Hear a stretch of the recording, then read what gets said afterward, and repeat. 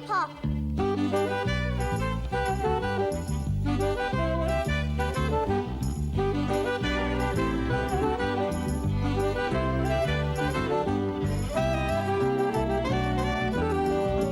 Stop.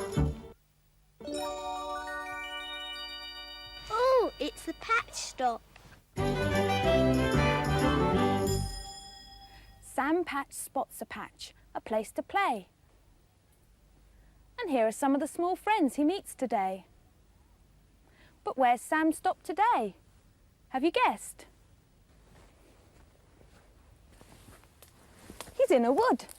Have you ever been to a wood? Maybe you live near a wood. Close your eyes and imagine what it might be like in a wood.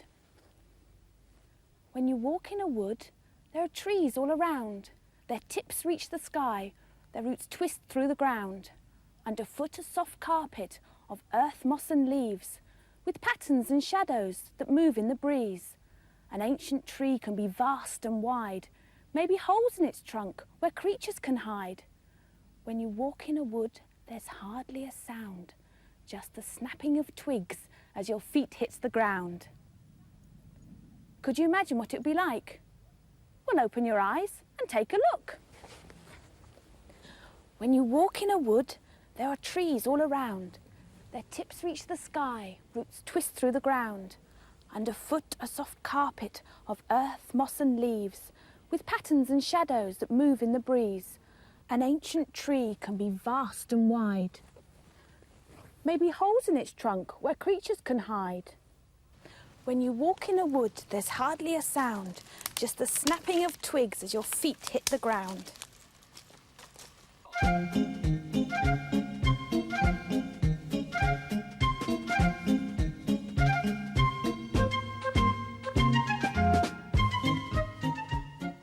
Anyone at home?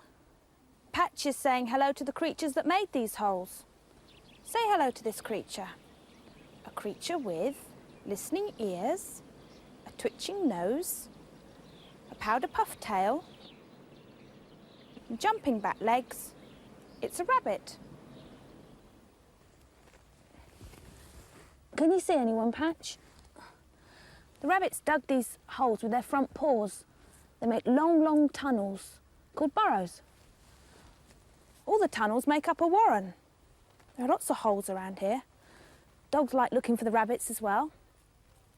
Rabbits usually come out in the early morning or at night time, so it's a bit difficult to see them. But you can look for clues, sometimes footprints or rabbit droppings. Here's some. Patch has an idea of what's happening underground right now.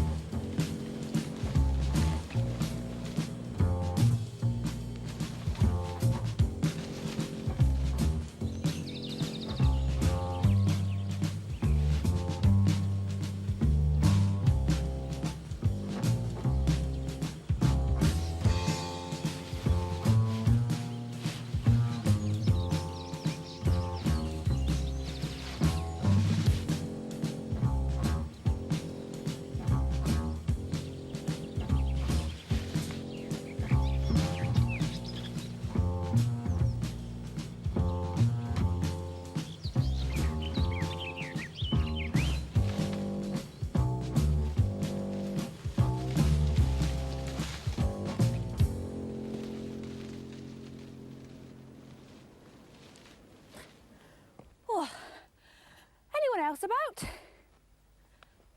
Oh, I think Patch has found a friend.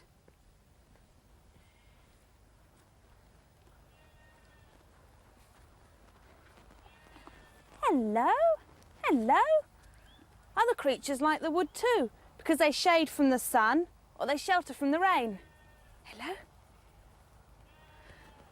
Who else is there? Oh, look. There's a bird's nest. Can you see it's made of straw and grass? Sometimes they're lined with feathers or even mud. You shouldn't touch a bird's nest because there might be eggs inside and then the mother won't come back. So we'll leave it alone. I wonder what this is. This feels greasy and smooth. Someone's been going under there. Who do you think left this behind?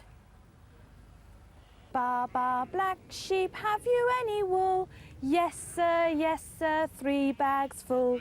1 for the master and 1 for the dame, and 1 for the little boy who lived down the lane.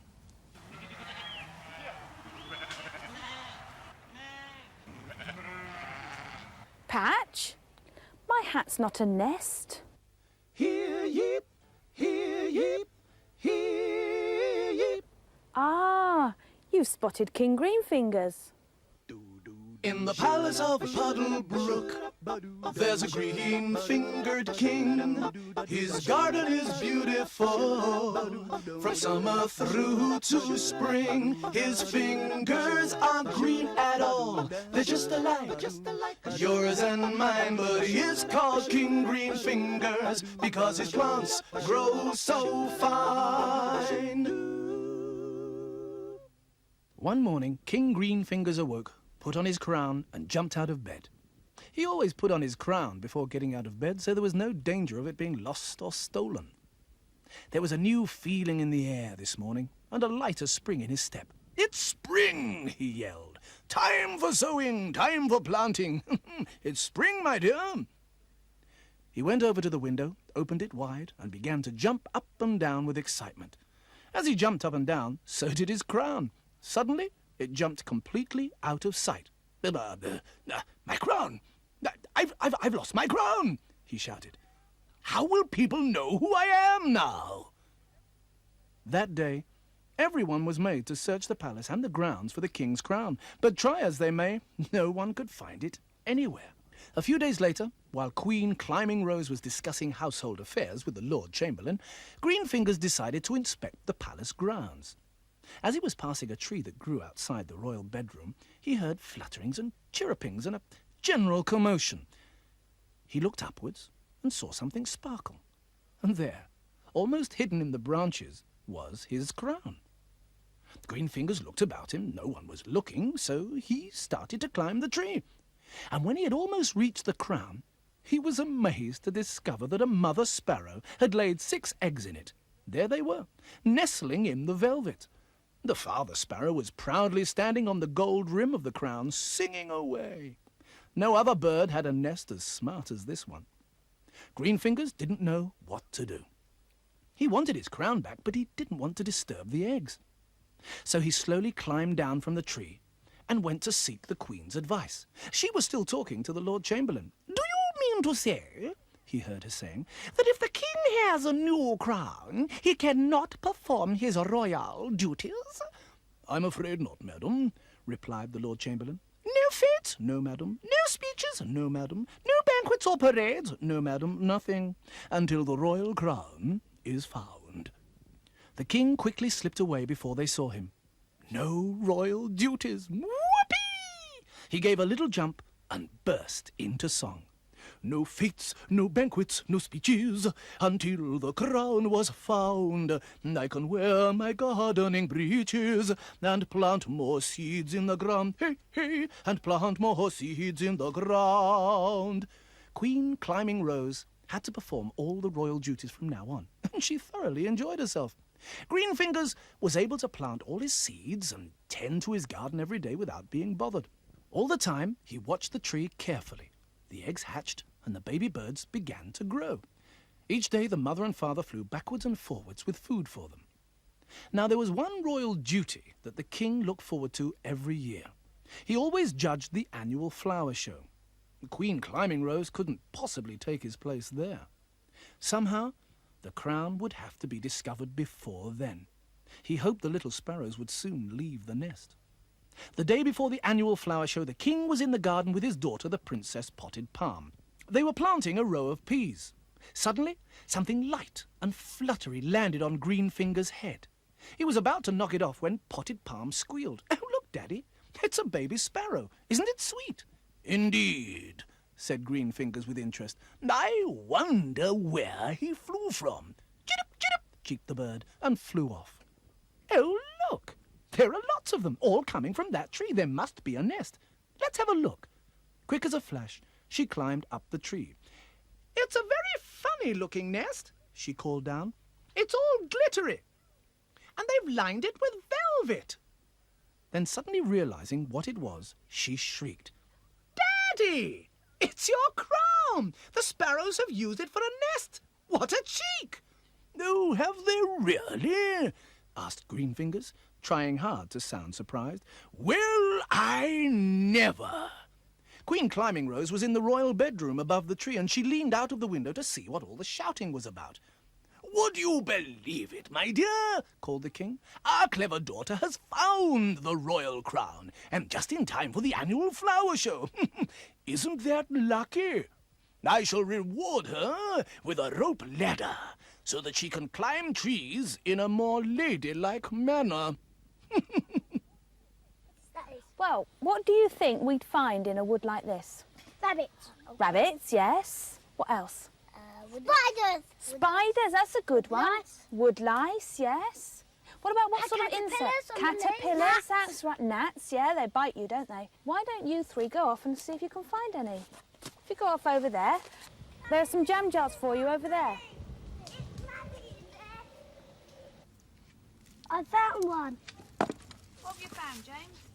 Little spider. Oh, bring it over here then. Spiders. Spiders. Right. Do you think they'll come out? Yes. Something. Oh, look, there's one. This one. There's one there. Look. Oh, oh. Look. Oh. How many legs have they got? Let's see. 1, 2, 3, 4, 5, 6, 7, 8. You found 2. And I found the woodlouse. And you found a woodlouse, did you? I can't see the woodlouse. Is that somewhere else, is it? Look at that one, he's sat there.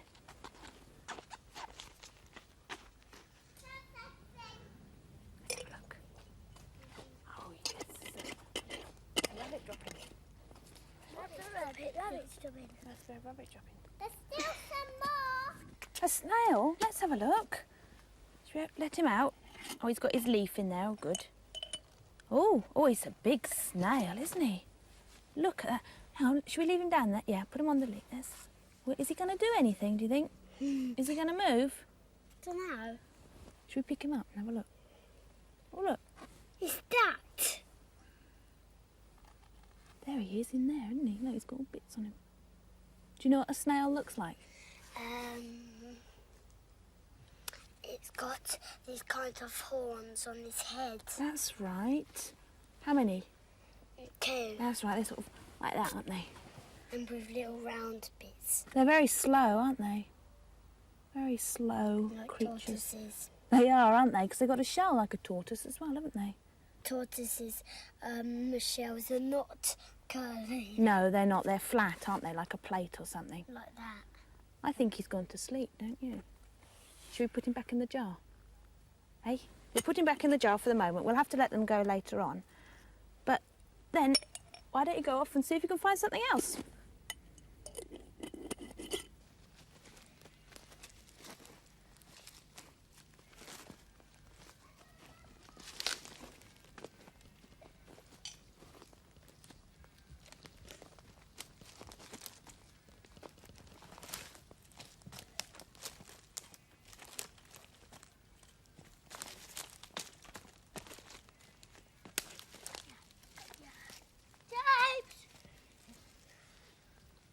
James!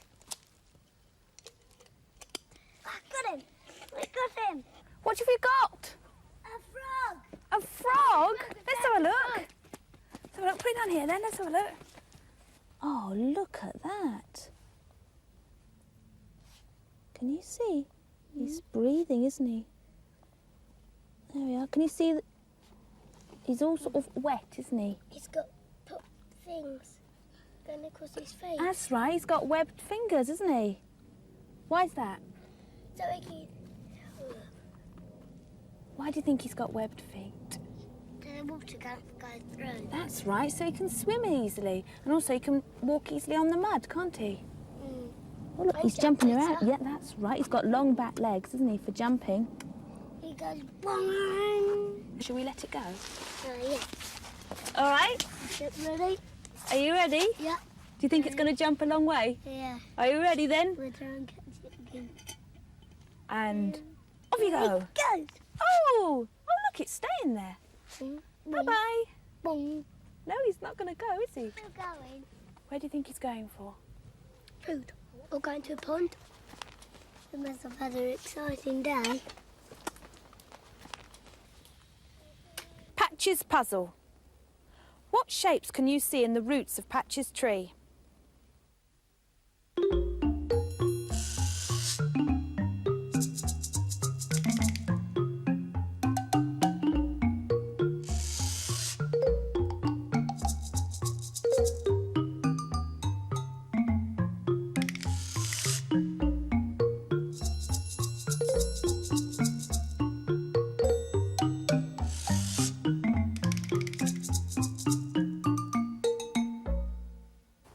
Did you see any shapes? I saw one that looked like a face and another one like a hand. You don't usually see the roots outside, but the earth has been washed away here, but they're still growing deep down inside the ground. I'm having the blue. I'm having the yellow. Oh, I'm having the red. Right, you got your spades then. Where do you think we're going to find the mud? In a pond. In a pond, right. In a pond? In a pond, yes. Where else? Who's going to lead? Louise. Do you want to lead us all? All right.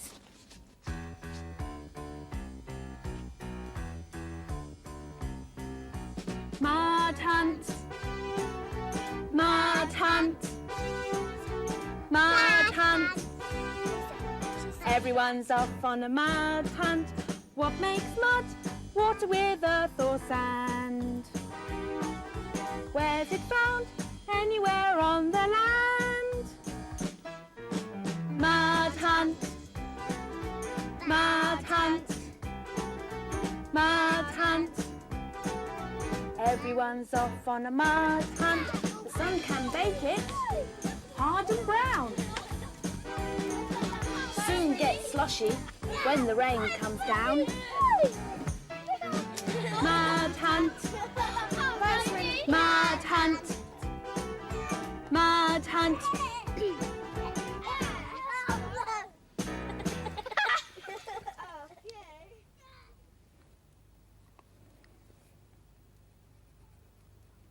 Maybe holes in its trunk where creatures can hide. Perhaps you'd like to draw a picture of a woodland and send it into Patch. Don't forget this creature.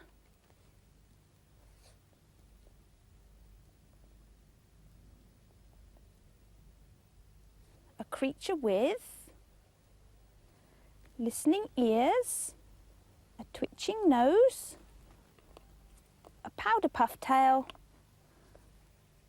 and jumping back legs. It's a rabbit. Oh, off you go, Patch. Find another patch for next week. Well, goodbye from Patch's friends on this patch.